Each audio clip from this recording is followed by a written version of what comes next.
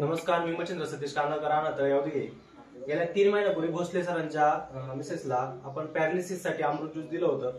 तो 3 महिन्याचा कोर्स झाला मावशीचा आणि त्याचा जो रिझल्ट आहे तो कशाप्रमाणे आलाय तो आपण जाणून घेऊया.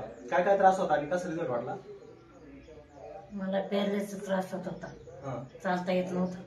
अजून अमृत ज्यूस पहिल्यापासून चालता यायला लागलं. पित्ताचा त्रास होता, तो पित्त गेलं, शुगर पण कंट्रोल झाली, शुगर पण कमी झाली. सर तुम्हाला काय वाटतं?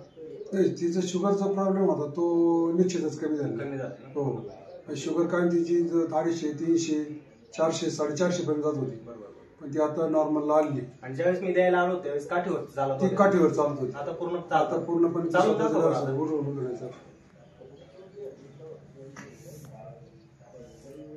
त्यांच्यापर्यंत जाईल. धरू नको काय, चाल मोकळी चाल, हात सोडून दे, हात सोडून दे ना. चालताय मावशी, नाही का?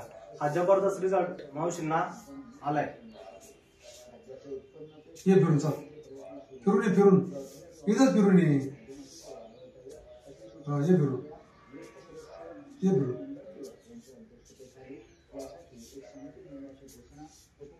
पाय चांगला उचल, पाय पुट टाक, चांगला चांगला उचल जायचं. आता दबकत दबकत नको चालू.